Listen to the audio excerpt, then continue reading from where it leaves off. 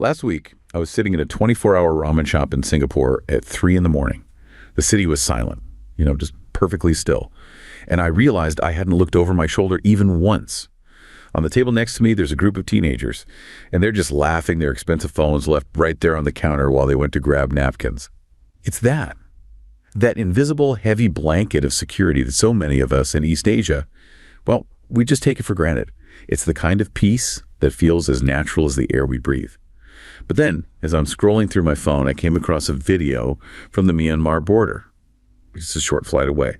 It was this shaky, low-resolution footage of a family huddled in a dirt trench, and the sky above them was literally screaming with the sound of incoming artillery.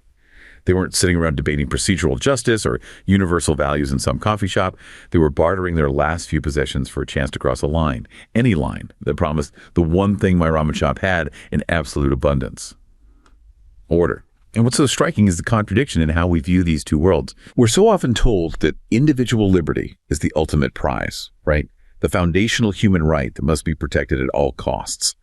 Yet looking at those kids in that safe cafe and then at the smoke rising over the borderlands, you have to wonder if we've been reading the map completely backward. To an observer in, a comfortable Western parlor, a strict authoritative government just looks like a constraint on freedom. But to the 700,000 people who are right now running for their lives, that same state capacity, the razor wire, the disciplined police, the rigid law, that isn't a cage. It's the only thing that makes life possible. It forces this cold, really uncomfortable question that most modern political theories just try to avoid. If freedom leads to the carnage of a failed state, is it actually freedom at all? Or is a stable, meritocratic order actually the highest form of justice a human being can receive? So today we're looking at the tragedy in Myanmar to understand why, in a world of growing chaos, the East Asian model of order first is becoming, the most sought-after currency on the planet.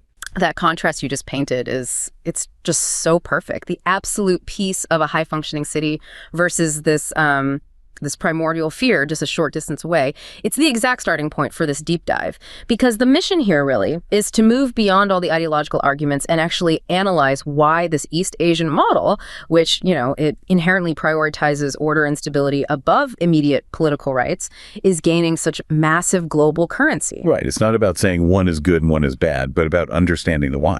Exactly. So we need to dig into 3 critical areas today. First, the foundational requirement, how state capacity really manifests physically as security. Then second, we have to look at the philosophical justification for making that choice. And finally, how it's being applied, pragmatically in modern governance. Everything from AI development to regional diplomacy, and especially how it's shaping the response to the instability in Myanmar. Okay, let's start there then. Let's unpack this by grounding the idea of order in physical realities. It's so easy to talk about abstract political principles, but the difference between functioning infrastructure and total decay, that's immediate. It's visceral. It really is. I just keep coming back to that story of a man named Zaw. He lived near one of those fragmented border regions in Myanmar, and he spent years just watching the road that connected his village to the main trade hubs slowly, just dissolve. It wasn't just neglect. It became this cratered mess of mud, landmines, and checkpoints run by competing factions. And that story right there, it immediately translates the failure of the state into a death sentence. Death sentence, yeah. A death sentence for basic human survival. We forget that political instability doesn't just mean corruption or bad leaders. It means the material collapse of civil society. When that road dissolves, it means the immediate death of basic survival mechanisms. Yeah. If you can't trust the road, you can't get crops to market. And you can't reach the market? Your local economy just dies. It's that simple. And then there's the human cost. How do you transport a sick child to a clinic that might only be 50 miles away, but now it requires navigating 4 hours of nearly impassable, incredibly dangerous terrain? The state's failure there isn't political. It's measured in the inability to maintain a simple strip of asphalt. Yes. And then you contrast that desperate reality with the engineer you mentioned earlier, the civil engineer in an East Asian meritocracy who saw functional infrastructure as a sacred contract. A sacred contract. I love that phrasing. To that engineer, a clean, functioning subway that runs on time, or a high-speed rail network connecting distant cities. That's more than just transportation. It's the visible, physical manifestation of social order. It's proof of the state's competence. It's a statement. It's the government saying, look, we have the intelligence, the funding, and the political will to make this incredibly complex thing work perfectly 24 hours a day. And that profound clarity is what really defines the success of this order first model.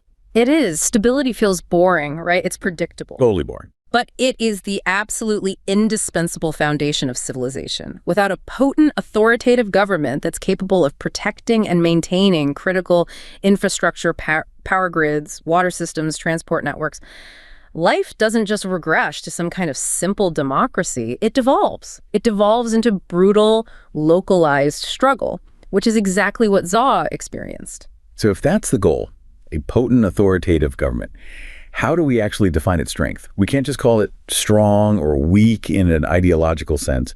There must be a better way to measure it. There is. And this is where the sociological framework from Michael Mann is just invaluable. He gave us a much more nuanced lens by differentiating between two types of state strength, despotic power and infrastructural power. This helps us understand how a state functions, not just what its political system is called. Despotic power is the one that's easy to visualize, right? That's the raw force. Correct.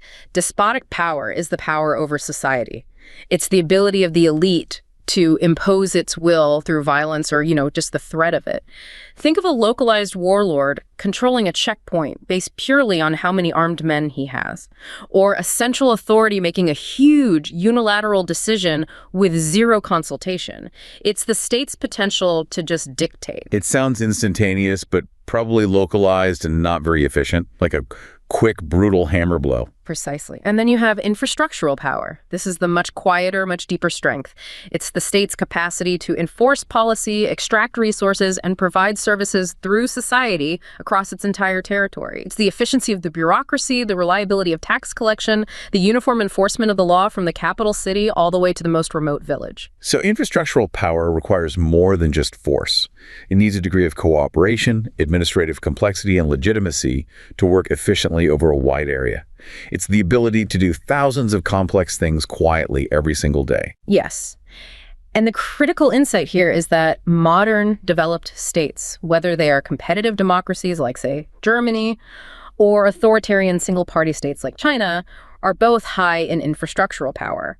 Their ability to penetrate society, to mobilize resources, and to organize these massive complex projects like a nationwide COVID response or a huge high-speed rail network, it's just enormous. Whereas in weak states, it's the infrastructural power that collapses first. They might still have some despotic power, the ability to terrorize a village, but they lose the capacity to actually govern a large modern population effectively. That's it exactly. They're left relying on raw despotic power, which is inherently chaotic and localized. And ultimately, it's totally ineffective at maintaining order or promoting growth across their domain. The dedication of that Singaporean engineer to a clean subway line is the dedication to building and maintaining high infrastructural power.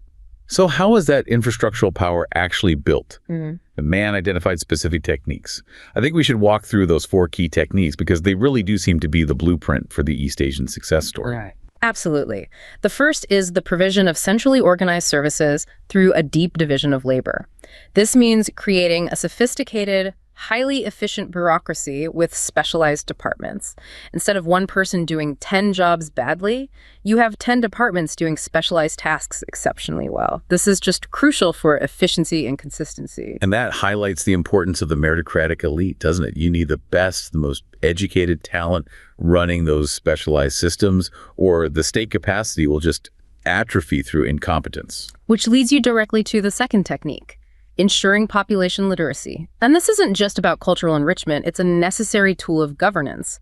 A highly literate population can read and understand state laws, comply with complex tax forms, and absorb public health information. Literacy is fundamental for large-scale bureaucratic communication and, well, compliance. So an illiterate population just can't fully engage with or be governed efficiently by a modern bureaucratic state. The state can't project its complexity onto them. Precisely. The third technique is producing a standardized system of weights, measures, and crucially, a standardized currency.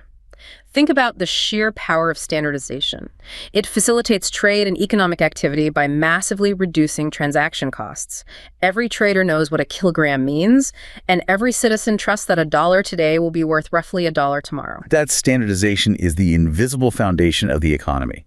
It creates calculability and trust, and that's what fuels massive commercial growth. And finally, the fourth technique is providing effective systems of communication and transportation. This is the road network, the fiber optic grid, the power lines, the ports. If the center can't communicate or move resources rapidly to the periphery, if, like in Zaw's region, the road network just dissolves, then its power remains purely theoretical. It cannot project its infrastructural competence. It's just striking how many of these seemingly mundane details, standardized weights, literacy, a functional bureaucracy, are the true, non-negotiable building blocks of a stable society. It's what keeps that ramen shop safe at 3 a.m. It is the material reality of order. And when you look at a modern, advanced authoritarian state, you see a fusion of these powers. They are high in despotic power, which allows them to enforce centralized decisions very quickly without legislative delays. But they are also extremely high in infrastructural power, which lets them carry out those decisions using a massive active bureaucracy and a strong economy across their entire territory. This dual capacity is what makes the East Asian model so compelling to so many developing nations. Okay, so if the first part is about the physical reality of order, this next section has to address the ideological justification. Once a state achieves that crucial physical security, what values should that secure society prioritize? This is where the core conflict with Western liberalism really emerges, because the stable state has to make a choice. Do you maximize individual autonomy, or do you maximize collective stability? And that brings us right back to that incredibly moving anecdote about the young woman in Yangon. She captured the shift so perfectly. She wrote about how she used to idolize the Western concept of absolute freedom. But after the state fragmented, her whole focus just narrowed completely. Her ultimate dream wasn't political reform. It was simply being able to walk to a grocery store at 8 p.m. without the fear of being caught in crossfire or robbed by desperate gangs. That story is such a powerful distillation of what rights actually are. It forces you to confront the fact that the right to vote, which Western powers often prioritize, becomes completely abstract and hollow when the right to safety, the right to simply exist without mortal fear, is lost. So the Asian realist perspective takes this experience as its foundation. The ability to exist without fear is the ultimate luxury, and therefore it's the true foundational human right. Exactly. This viewpoint argues that collective security and urban safety are the prerequisites for all other rights. Without order, all liberties are just theoretical vulnerabilities. And this philosophy was formally debated and articulated as Asian values back in the 1990s, promoted heavily by leaders in Singapore and Malaysia as a response to what they saw as Western cultural dominance. And what were the key tenets of that Asian values ideology, especially as they were codified in diplomatic declarations like the Bangkok Declaration of 1993? The ideology really centers on four primary tenets that define the relationship between the individual and the state. First and foremost is the preference for social harmony and collectivism over pure individual interests.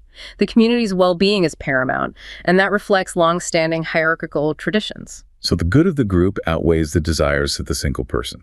And that scales up from the family unit to the state itself. It does. Second is a profound concern with socioeconomic prosperity and collective well-being. Economic dignity, stability, the ability to educate your children, these are seen as foundational. The priority is creating a rising tide that lifts all boats, and this pursuit often justifies speed and efficiency over slow, procedural transparency. And that links directly back to the need for a strong developmental state, one that can achieve rapid growth. Third, and this is highly characteristic of the region, is the emphasis on loyalty and respect towards figures of authority. This tenet is explicitly linked to Confucian values and the principle of filial piety. The respect for hierarchy extends seamlessly from the family unit right up to the state leadership. The government gains legitimacy by providing stability and economic success, and citizens owe deference in return. And the final tenet, that one addresses the international stage. Yes. Upholding national sovereignty, self-determination, and a rigid policy of non-interference when it comes to the political rights of other nations.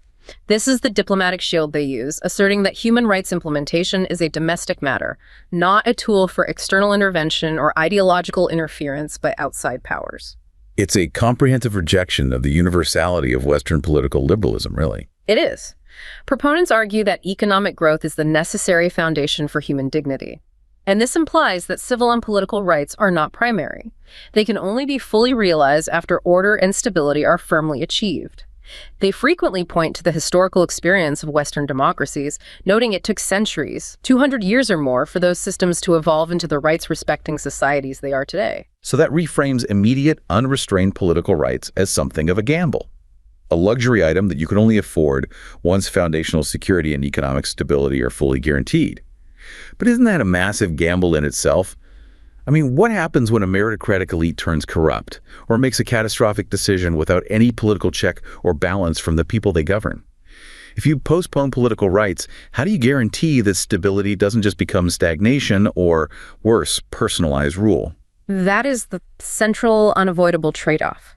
The proponents respond by arguing that without the unwavering focus on development, which requires long-term planning insulated from the chaos of electoral cycles, the state will simply fracture or stagnate, leading to guaranteed chaos. They believe the individual must never place their interests above those of the state and society, and that the state must be empowered to act decisively. As Lee Kuan Yew often argued, the main object of governance is a well-ordered society, and that order is the precondition for any freedom. This philosophical difference must dramatically impact how the law itself is perceived. It sounds like the law shifts from being a restraint on power to being an instrument of power. And that brings us to the crucial distinction between the rule of law and the rule through law. In the European tradition, the rule of law emerged historically to restrain the ruler. The law is above the government. It relied on legal rationality and was supported by public opinion and rational discussion, acting as a crucial check on power. The law is a fence, then, protecting the public sphere from the government's overreach. Conversely, in the East Asian developmental model, particularly in countries pursuing aggressive state-led growth, the law is primarily regarded as a tool for rule, the rule through law. This means the law is treated less as a timeless moral document and more as a detailed instrument of state policy, mirroring traditional central despotic systems where orders were issued from above for collective compliance. Can you give a concrete example of that? How rule through law might speed up development in a way that rule of law might hinder? Sure. Let's consider a massive infrastructure project, say a new deep-water port or a high-speed rail line through a highly populated area. In a rule of law democracy, the state would face years, sometimes decades, of procedural delays, environmental impact reviews, land acquisition lawsuits, local political opposition, endless public hearings, all of which are protected by law. Right. It would get bogged down. In a system governed by the rule through law, the government can enact legislation specifically designed to accelerate that development. The law is used to rapidly streamline land acquisition, to consolidate environmental review, and to impose strict deadlines on construction, justifying these actions on the grounds of national economic urgency. The law is designed to serve the state's developmental mandate, not necessarily to protect the rights of every single individual affected by the project. That's a fundamentally different civilizational choice. Moving from a system designed to protect citizens from power to a system designed to maximize the efficacy of power for collective economic gain. And this choice is defended by its proponents on the grounds that, given the historical context of hierarchical societies and the urgent existential need for development, only an authoritative, unified government, empowered by law, is best positioned to ensure collective advancement and prevent the kind of societal collapse we see in fragmented states. That brings us perfectly to the developmental state model. If the philosophical justification for order first is the promise of growth and dignity, then the developmental state model is the practical engine that actually delivers on that promise. It truly is the proof statement. The DS model is based on the phenomenal success stories of the East Asian tigers, Japan, South Korea, Taiwan, and Singapore. And it's famous for achieving state-led, sustained high growth, often combined with really impressive levels of income equity. So what are the core components? What allowed these nations to go from impoverished developing countries to global economic powerhouses so incredibly quickly? Well, the components are very tightly integrated. First, you have to have a highly determined developmental elite who are committed, almost religiously, to national economic progress.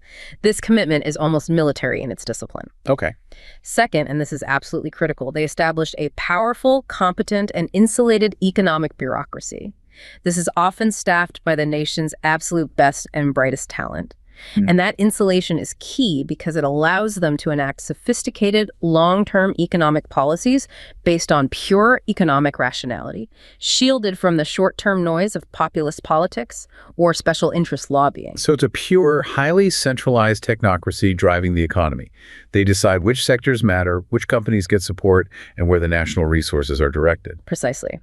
Third, the DS utilizes market-conforming methods of state intervention. They are not purely communist. They don't replace the market. Instead, they guide it.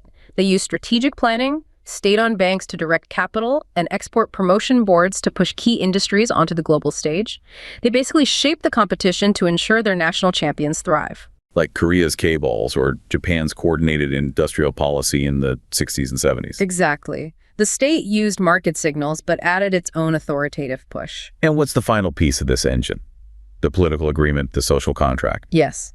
The model is characterized by restricted political participation combined with a legitimacy that is derived almost entirely from good economic performance.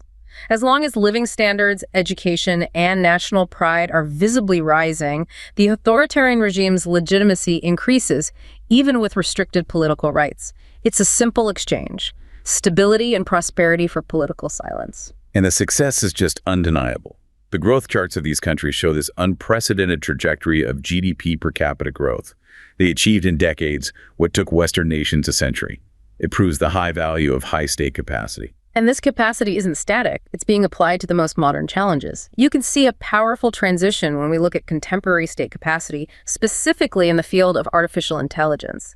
This is where the competition between nations, particularly the United States and China, is so intense. And this is where the infrastructural power of the authoritarian state seems to translate directly into a distinct technical advantage. It all revolves around the massive breakthrough of deep learning, right? Yeah. Can you quickly explain why data is now the most important resource in AI? Certainly. Deep learning algorithms are they're sophisticated, recursively self-improving neural networks. What sets them apart is that their performance improves exponentially based on one single factor: the sheer amount of raw, labeled, and diverse data available to train them. In the age of deep learning, data is not just valuable, it is the fundamental input resource. It's like oil was in the 20th century. And this is where the state's infrastructural power, its ability to penetrate society, becomes an overwhelming technical asset. That is the structural advantage. Modern authoritarian states with sophisticated nationwide surveillance systems and, streamlined data sharing laws, they have a massive leg up in acquiring and utilizing the large-scale data sets required for training these advanced algorithms. Where Western democracies are constrained by strict privacy laws and fragmented data governance, the state in this model can enforce data collection and sharing nationwide. So the state essentially uses the data it collects through its own systems as a kind of industrial policy tool, an input subsidy for its domestic IT firms. Precisely. The government collects the data from ubiquitous street cameras, transportation networks, financial transactions, public service interactions, and then makes it available to domestic tech giants like Baidu, Alibaba, and Tencent to refine their AI products and services. It is industrial policy applied to the digital sphere. They're subsidizing the most expensive resource for their most promising national champions. That must create a really potent positive feedback loop, doesn't it? A huge one. AI innovation improves the sophistication of surveillance and data collection, which in turn generates more and better quality data, which then fuels further AI innovation. It's a self-reinforcing system. It's like a runaway train of technological progress. And it has already made China a world leader in sophisticated surveillance technologies, which it then exports globally. It shows how the political need for centralized control can directly translate into a cutting-edge technological advantage. But what does the data tell us about the current state of this race? Is China leading across the board in AI development? Well, the picture is highly nuanced, but it's striking in one key area: volume. China has certainly overtaken the U.S. in the overall quantity of AI-related research publications. The numbers are staggering.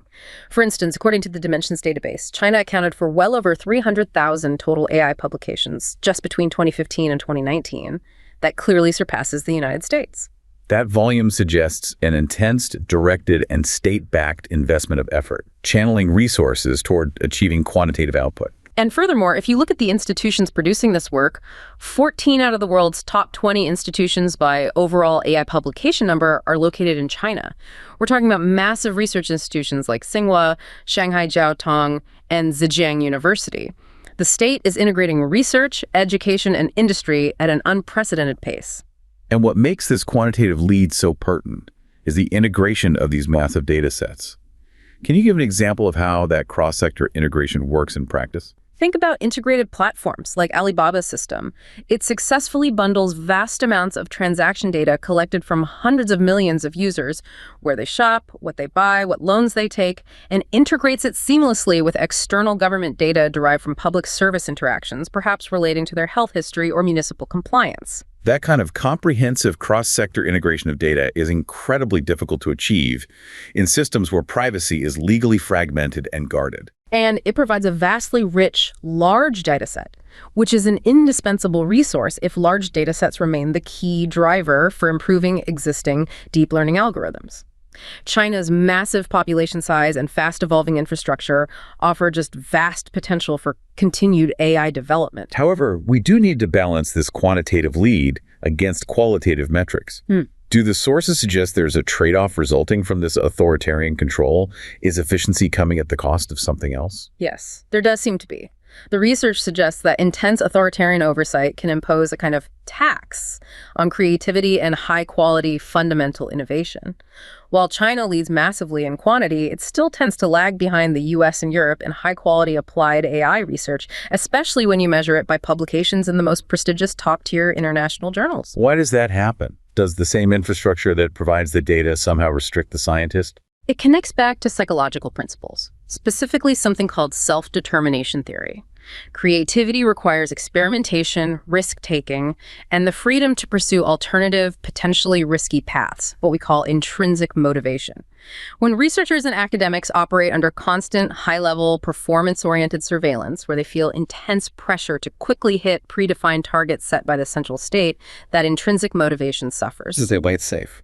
The system incentivizes them to choose the quickest, narrowest path to a guaranteed result, rather than pursuing potentially paradigm-shifting creative breakthroughs that might take years to realize.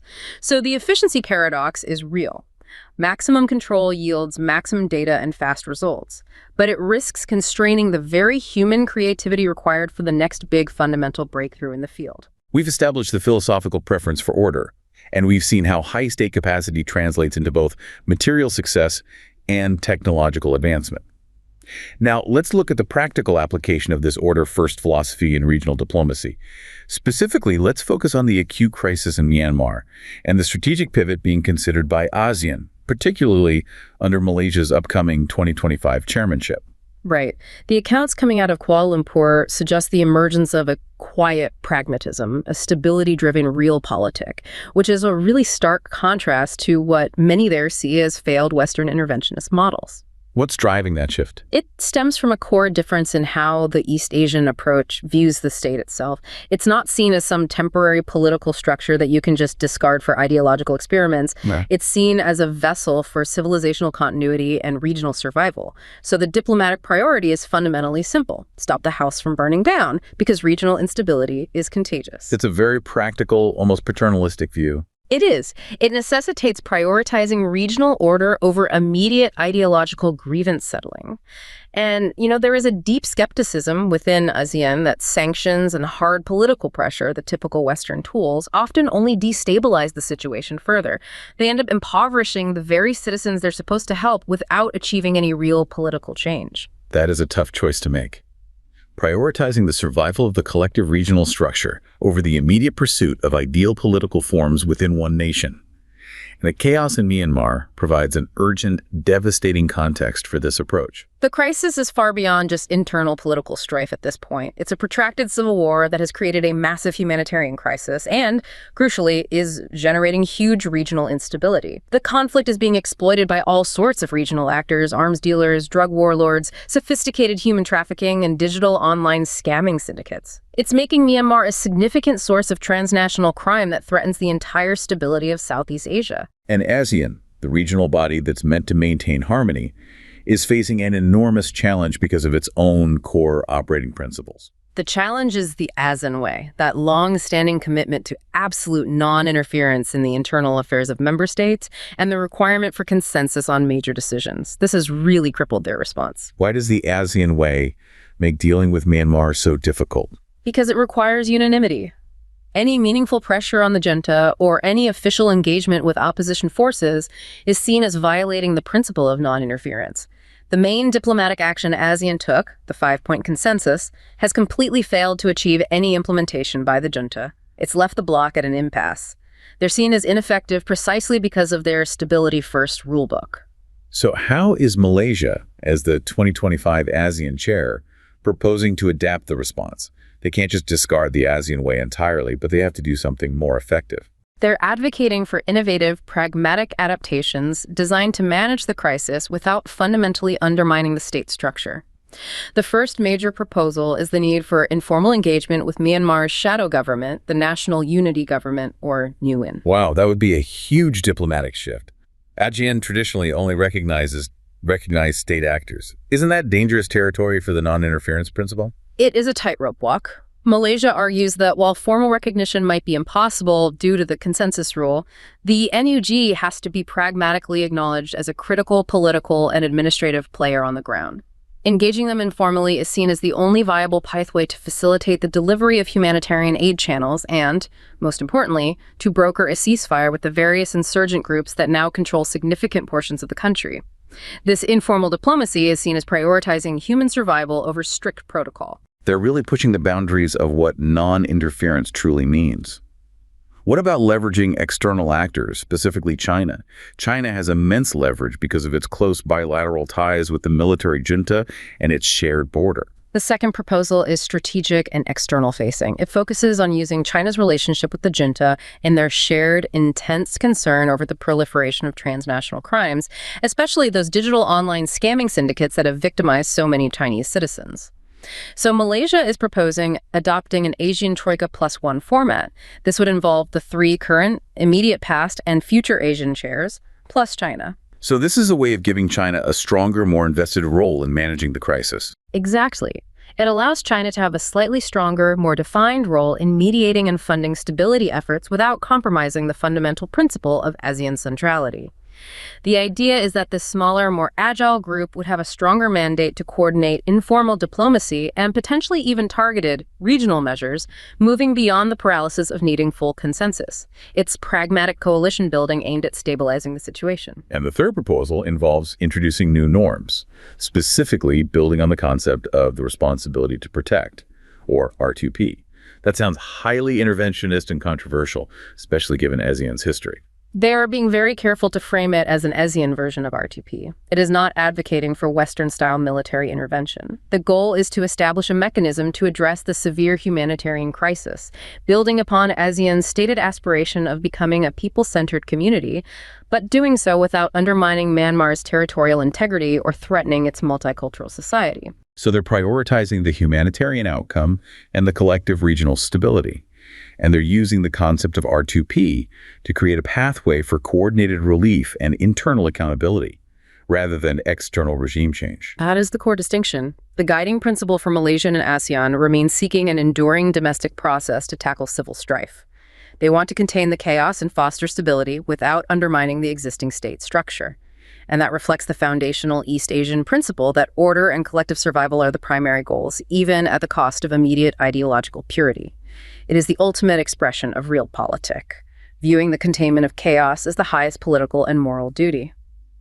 We started this deep dive with that dramatic contrast between the high-capacity, safe cities of East Asia and the existential terror along the Myanmar borderlands. We've traced that invisible blanket of safety back to its philosophical roots, a profound shift from prioritizing absolute individual liberty to prioritizing necessary collective order, a choice that translates directly into robust, high-capacity states. We saw how that capacity is manifested materially through the developmental state model, achieving rapid economic growth, and how it's applied technologically, driving data supremacy and volume in the race for artificial intelligence.